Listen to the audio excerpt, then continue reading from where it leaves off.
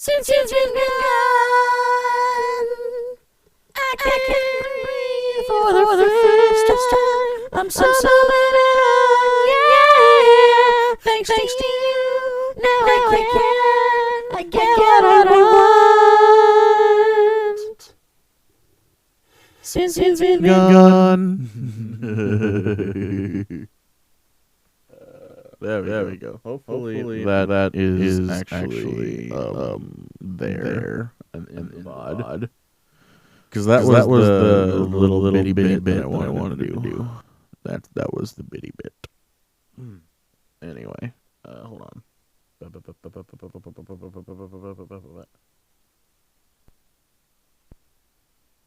Okay. Dun dun dun dun dun dun dun dun dun dun dun dun dun dun dun dun.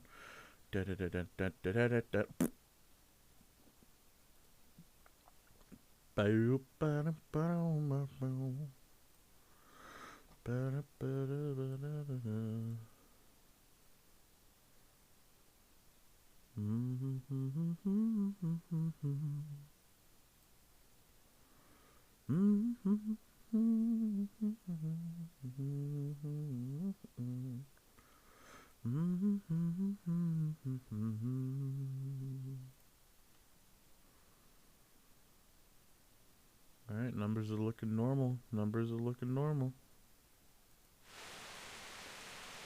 Alright. Hey, show the game. There you go.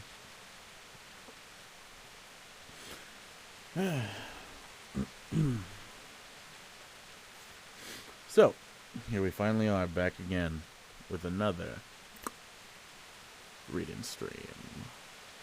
Man, I get easily sleepies lately.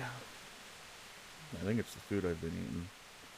But anyway, I'm back. Just woke up finally after sleeping through, I don't know, an entire day. Get your music ready if you're watching in post, because we're listening to some lo-fi here live, and it's probably not the same without it. So let's get it on, baby. Let's start from the top, as always. Armorsmith. The medieval armorsmith fashioned armor from metal plates or sheets. The curious, various pieces for the legs and arms. Helmets and gauntlets. Specialists in chainmail armor were called birniers, and an ironclad would need both types of armor. The chainmail went underneath, the plate armor on top. A common soldier would have only partial armor. The breastplate, helmet, and gauntlets, A complete suit of armor was beyond his means. Ornate or tailor-made armor was the prerogative of the rich nobility. Plate armor smiths were assisted by polishers, who polished or buffed up the armor. Your game is trash! Your game is trash. Ducky. Amogus is poopsies. It's the big old stinkies. Buffs and buffmates. That dude has that's a knife. Where hygiene and bathing was not up to scratch, the public baths were on the rise. Public baths in Central Europe appeared from about the 12th century. There were baths quite literally in every town, and not in small numbers. Sometimes a town would have 3 to 4 bathhouses. Here, people had access to hot water for bathing or steam baths. In those times, steam was produced by pouring water onto heated bars of iron or stones. Bodily cleanliness was in the care of male and female bath assistants. Full body washing was done in bathtubs, coopered wooden vats, and tanks. In Bohemia, there were baths in operation since the early Middle Ages, and their numbers rose steadily. There were 47 public baths in Prague in the second half of the 14th century.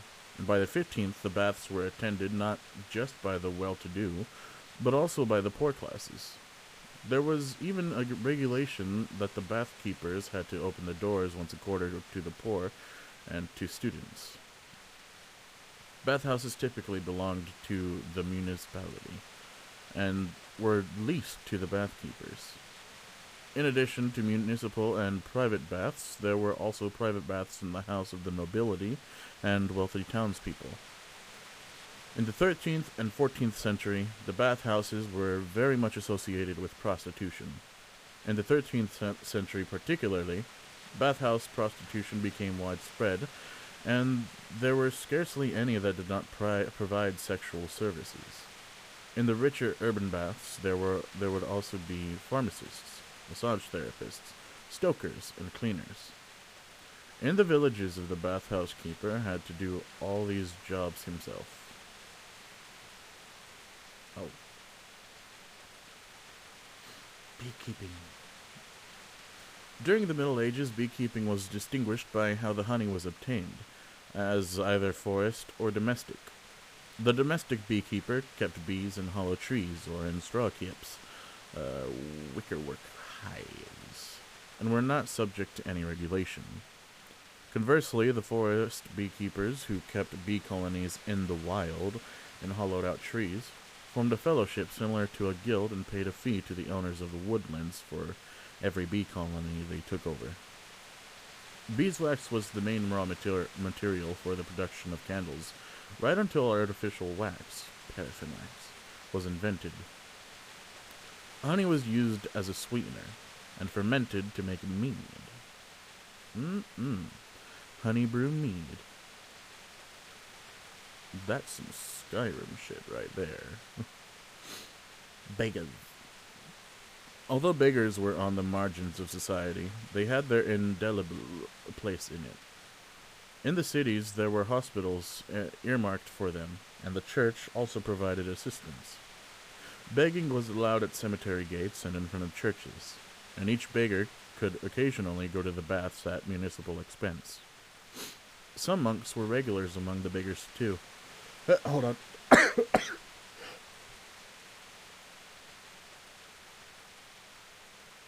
Sorry, I had a sneeze. Go back to... what? Is it go...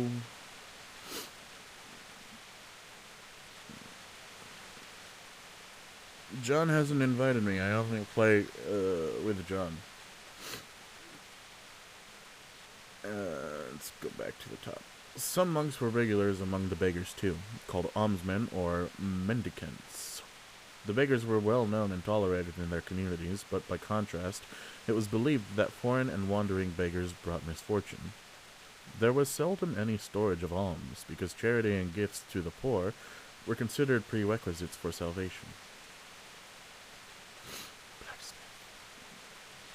Blacksmithing was one of the most important occupations since earliest times, because iron was a very valuable raw material. In earlier times it was not only deep mined, but only acquired from surface mines. Not a piece was allowed to go to waste. People even kept used nails. There was a blacksmith in practically every castle vicinity or village, who forged almost everything that was needed for agriculture. Knives, axes, sickles, plows, hoes, etc. Other blacksmiths specialized in making swords, helmets, lances, harnesses, fittings, locks, and jewelry. Harness fittings. The forge was most often a shed with a wall.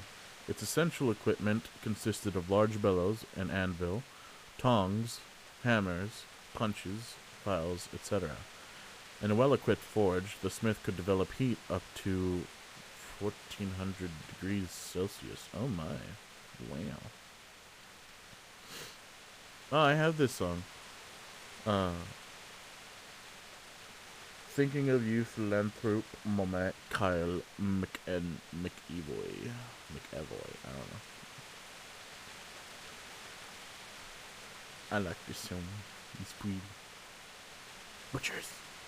The butcher's profession appears only in the 13th century, because prior to this, each townsman or villager could keep his own livestock and butcher the animals in his own yard. In later centuries, this led to conflicts with professional butchers, leading to the trade of meat being brought under statute with regard to guild rights. Statute. The main task of a butcher were to slaughter animals. carve up and portion them, and preserve the meat outside of the town limits. Raw meat could not be transported inside the town, and domestic sale was severely punished. These measures were intended to prevent the spread of disease from old or badly processed meat. In time, the Butchers' Guild split into different specializations, such as those who worked only with lard and suet, tallow butchers, small cut specialists, cured meat specialists, and those dealing in horns, hooves, and mucilage. The butcher's craft also spawned tanners, saddlers, and cobblers.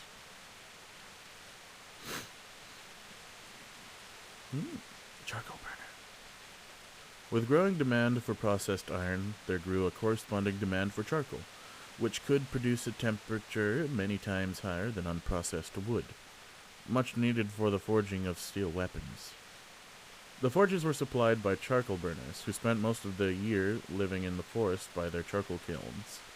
Great piles of stacked wood covered in clay with just a few vents for air were, in an oxygen-starved atmosphere, the wood slowly pyrolyzed to charcoal. Each pile would smolder and give off much smoke for several weeks, during which time it had to be delved through repeatedly. After it burned out completely, the yield of the process, charcoal, was unearthed from beneath the clay. The charcoal was then sold at a special market bearing that name, quite separate from traders and other goods. During the reign of Wenceslaus IV, the charcoal burners already had numerous rights and freedoms regarding the use of the forest, and were held in relatively high esteem. Resin was sold exclusively by wagoners and resin merchants, who themselves made pitch for greasing their wheels. The charcoal burners produced resin and pitch only as a sideline. The pitch merchants provided pitch to tanneries to impregnate leather and mix it with the tallow to grease the axles of wheels and wagons and carriages. Custodian. This was a role, sometimes annual, appointed by the abbot of the monastery or the sovereign, similar to the office of bailiff or mayor. The custodian's duties included overseeing property or premises in which the monarch or abbot were not continuously resident, but his permanent housing was at his own expense.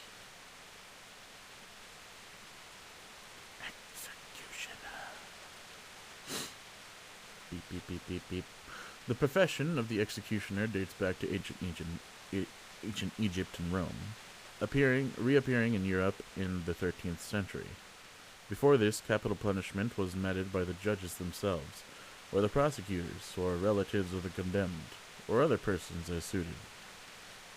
It was only with the advent of the executioner that also such tasks were under his remit. Although the executioner by his profession came into considerable money, and it was a status symbol for a town to have its own, the hangman or headsman would be a social outcast. For an honest citizen to make any contact with the executioner was to lose respect, and the executioner himself had to endure a lot of discriminatory measures. Sitting at a separate place in the church and at the inn, not taking part in social functions and celebrations, etc. The executioner took charge of punishments such as hanging, breaking knees, quartering, burning, and torturing, drawing by horses or beheading. He had his assistants, or henchmen, who helped him with the preparation and took away the bodies of the executed. Other tasks done by the executioner included the role of the knacker, who cleared away animal cadavers, caught stray dogs, and even sometimes just cleaned up filth from the streets. Gross. The executioner might also oversee the town brothel. The executioner might also oversee the town brothel, was somewhat familiar with surgery, could set broken bones and dislocated limbs, or amputate them in case of gangrene. Sometimes the executioner sold articles directly related to an execution to the superstitious, for example, the hanging rope, the hanging man's fingers, or amulets made from his hair.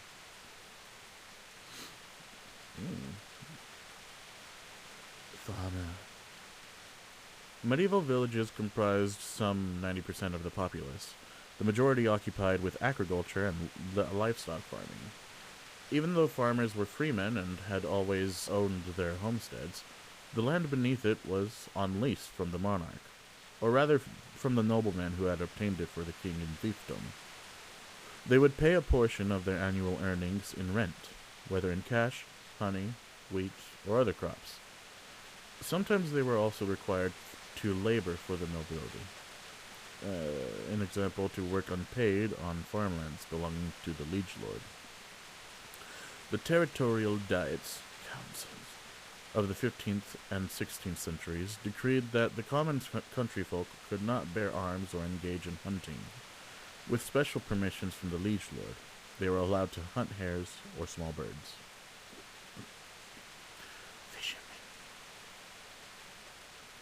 Fishing was one of the most traditional ways of making a living.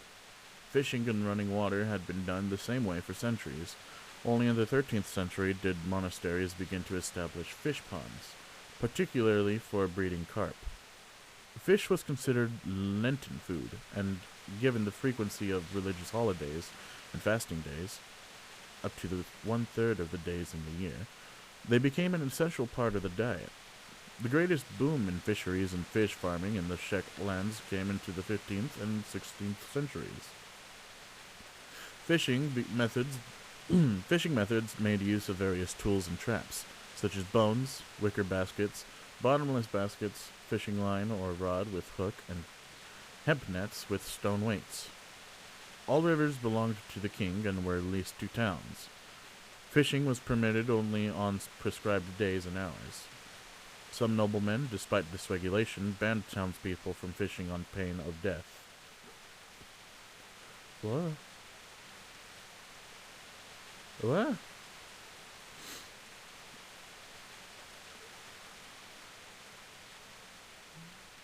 Weird. I don't understand that sentence. Nets were set by day because fishing at night was prohibited. Rod and line fishing was allowed even by those without a net fishing permit, since the catch rate of rod fishing was insignificant. The grave digger took care of the graves and their surroundings, and the occupation was hereditary. The grave digger would live in a hut in the cemetery itself, next to the main entrance. He did his work not only in the village where he lived, but in the surrounding villages of the parish. Gravediggers were among the pariahs of the margins of society. The only member of the general populace who came into contact with them was the parish priests. Huntsmen. Gamekeeping and hunting in the Middle Ages were not only for amusement, but chiefly a source of great profit for the king and the nobility who owned the woods. The feudal gamekeepers and huntsmen also undertook woodsmanship. In addition to their obligation to look after the game, they took charge of the forest and its protection. In the forests, it was prohibited to hunt deer, fallow deer, boar, or any other game, violation of which was a criminal act subject to heavy fines, or even, in the case of repeated infringements, physical punishment. The same was true for unauthorized logging and collecting of timber. Many poachers came from the ranks of the poor and had not very much to lose, which quite often resulted in physical conflicts with the huntsmen when they were caught red-handed.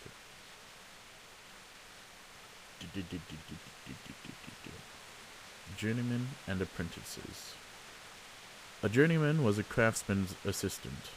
If he went out into the world to ply his trade, he needed to have a vocational certificate and the tools of his trade.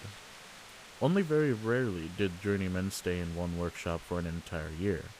Typically, they were there for just a few weeks, on 1 week's notice, paid by the day. Yeah.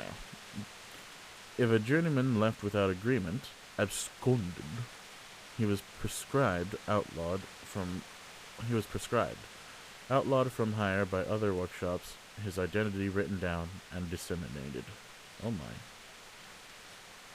An apprentice was a boy ceremoniously accepted into apprenticeship by the master craftsman. This entry was made possible after payment of due fees in cash and beeswax. The wealthy would be taught and would minister for as little as 1 year. The poorer sort would have to pay off their debt by services over several years. Oh. Even though we know of locking systems dating back to ancient times, locksmithing, as a separate craft, came into being roughly between 1390 and 1408. Before this time, the work was done by blacksmiths. In rural settlements, even after locksmithing came into its town, the work might well be done by an above-average blacksmith. In the 14th century, the lock was still fitted to the outside of the door, made of iron, and its mechanism was rather complicated. The locksmith decorated the lock cover and keyhole plates. People even regarded their fancy locks as a status symbol, until the locksmiths amalgamated into guilds, and their creativity began to be restricted by security regulations. Aw. Melters and the Brewers. Beer had since the earliest times been brewed by anyone with the know-how. It was only in the 13th century that brewing gradually come to be regulated. The rules stated that beer could only be brewed and sold by a fully fledged citizen who owned a house within the town halls. The right to brew closely relates to the 1 mile right, which dictated that none but citizens of the town were allowed to conduct urban trades within a 1 mile radius of the city. The technical process was supervised by the master brewer. The making of the malt and beer was dealt with by the maltster, and the brewer handled the fermentation and brewing. In domestic breweries, all these jobs would be done by one man. The shelf life of beer depended on whether the finished brew was filtered or not. Yeast remained in the brew, as well as acetic or lactic bacteria, contaminating it. Beer then, quite unlike today, resembled a thick mush, and was very nutritious, hence known as liquid bread. It had to be drunk through a straw to filter out foreign matter. Saint Wenceslaus was the patron saint of maltsters in Bohemia, while the legendary Gambrinus, not only a saint, was regarded as the patron of brewing. The Bohemian brewing tradition thrives to this day, and Czech beer is amongst the best in the world. I might have to try some Bohemian brew. Merchants. Because beer tastes like shit. Merchants who were of two types settled permanent and traveling, occasional. The settled traders had permanent shops in towns and villages, while traveling merchants only brought their wares to the markets. Markets, held once a week, and fairs, held twice a year, also offered wares by local shopkeepers, visitors, and peddlers or hawkers. Street vendors without a fixed site. Shopkeepers had their permanent shops on the square. Merchants ran small shops and had the right to retail products they bought from artisans. Village folk got their supplies from neighboring craftspeople, in the local tavern, or from a merchant who brought supplies from larger townships. At the markets, goods from the village would be exchanged for goods produced and available in the town. The terms of trade were set by the ruler, for example, that only local merchants in sworn possessions of freedom of the city rights could sell their goods freely. Only the traders from large cities would venture abroad. Many regulations and detailed rules governed trade.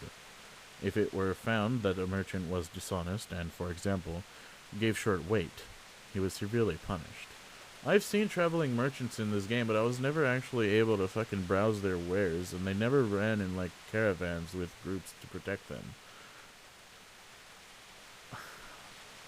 It would be really nice to have a fucking shop on the go, to just know the trade routes and where they be going. And just be like, yo, you look like a trader. Can I buy some things? You got ice cream? This is basically an ice cream truck, except it's a person. Without the truck. Millers. Milling is one of the oldest crafts in the Czechlands. The construction of watermills began well known since earliest times. Over the centuries, the mechanism was perfected, and in the Middle Ages, there was a mill in practically every village. There were also windmills or mills powered by oxen or horses. Milling was one of the so-called freelance professions. They conducted trade in the village, among other roles. With the increasing number of water mills and other water-powered equipment, there was a need to settle relationships between the various millers. Already by the mid-14th century, an association of provincial millers, experts in the field of water rights, was set up, with powers to survey watercourse, stipulate the scale of mill earthworks, assess the technical conditions of mills, and so on. They also drew up a code of conduct for millers, so as to ensure their use of water from milling caused no loss to others. Since the mills stood apart from the other village houses, millers were often the subject of gossip, and were accused of earning money on the side in nefarious ways, from selling customers short on flour to outright witchcraft, thievery, and trafficking in stolen goods. The latter accusations in particular were certainly defamatory, and without a grain of truth.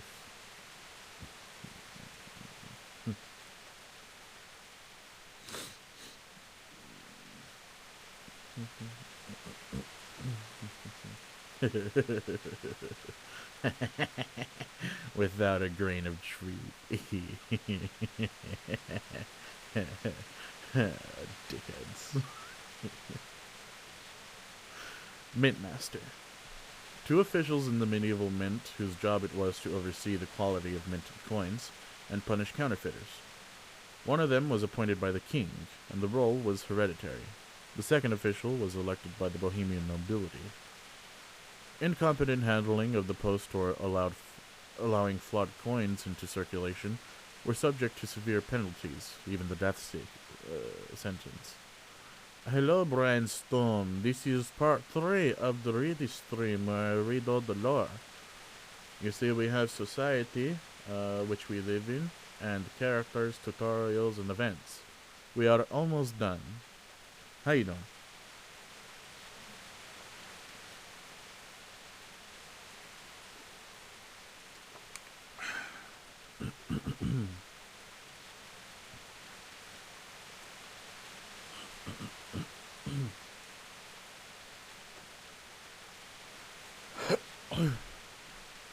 Sorry. Monks and monastic life. Every monastery, especially those of the Benedictine order, followed specific rules regarding allocations of time, activities, and positions in the monastery hierarchy. In addition to worship, devotional reading and copying, or illuminating books, the monks labored physically. Depending on the time of year, they devoted between 6 and 8 hours to labor, 3.5 hours to prayer, and an equal time to study. The remainder of the days was allocated for rest and short sleep. You can hear me, yeah. I'm pretty sure. Oh, you're just being an ass. Okay.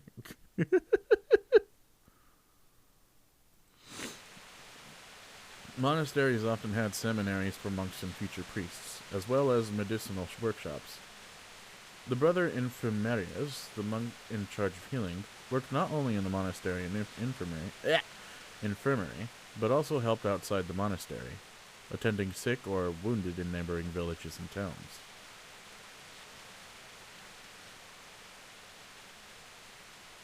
The static? What are you talking about, static? You mean the rain? You mean the rain?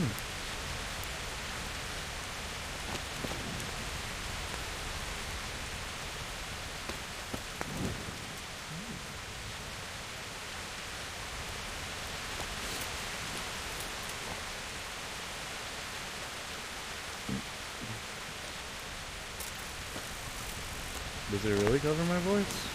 It doesn't look like it would be. Uh-oh. Why am I getting the baddie bads?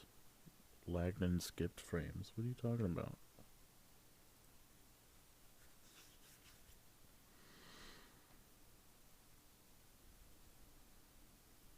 Why do I have lagged and skipped frames?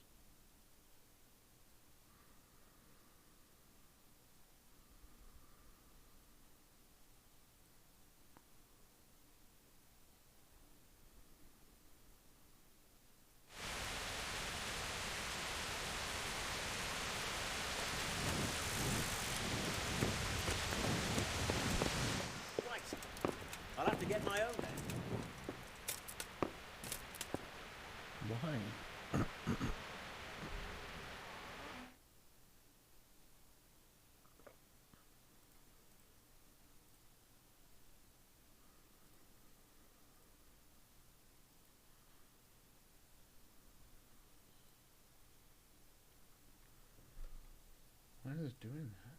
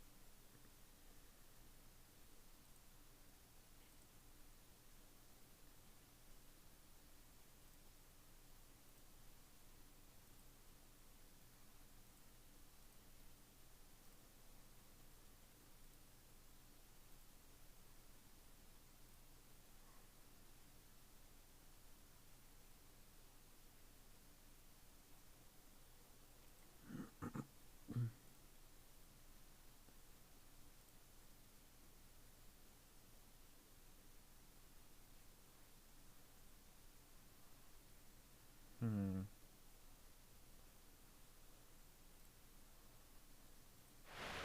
My pleasure. Why are you doing this? Cheers! Here you are, and good health.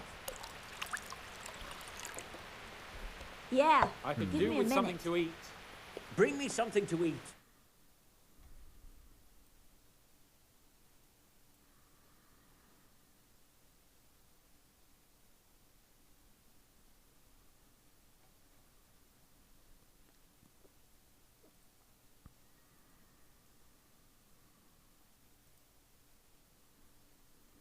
Hmm.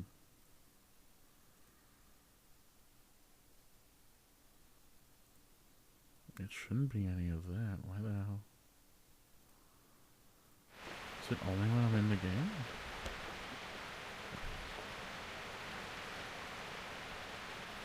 What if I do this? Let's turn that off. And then that on. Then flop. And then put 'em.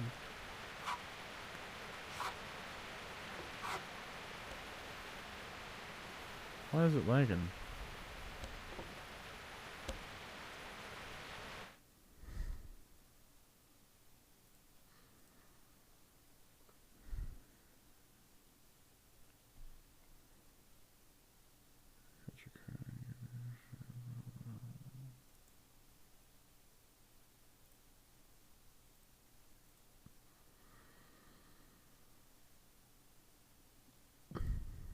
I don't know why it's lagging.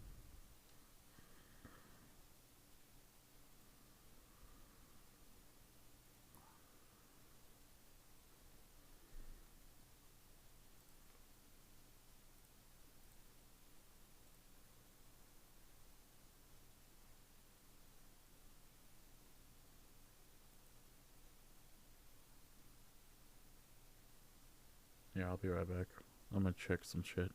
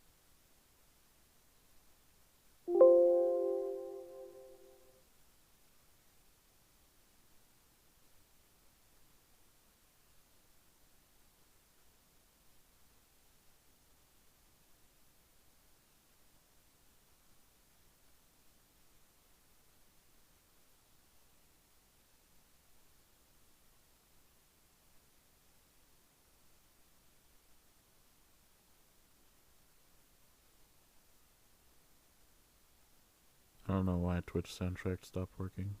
There you go.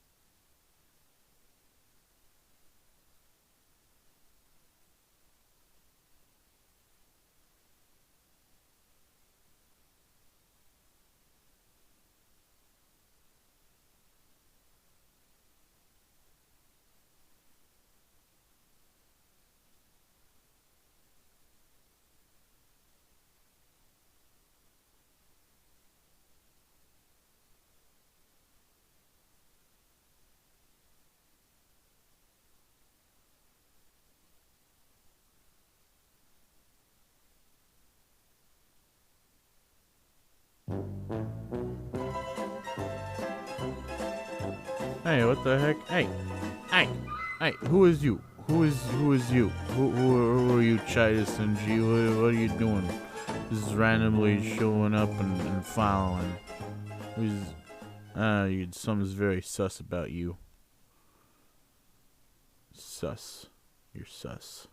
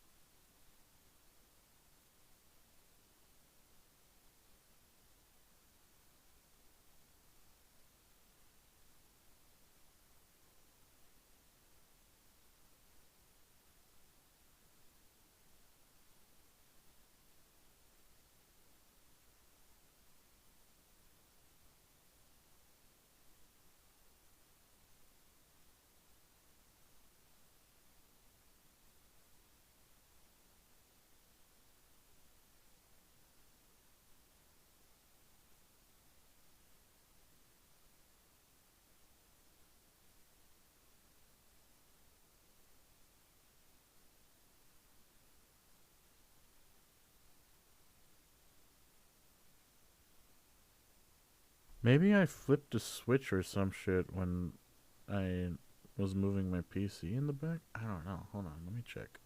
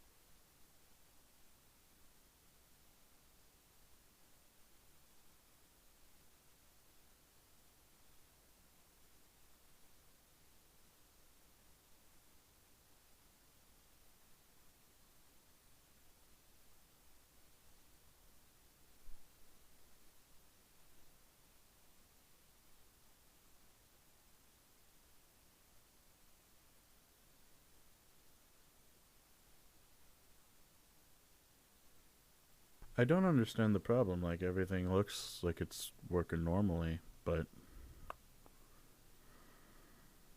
for some reason everything's being all weird.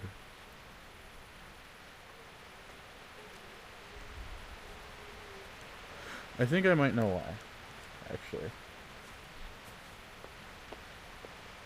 Let me restart the stream. Sorry about this.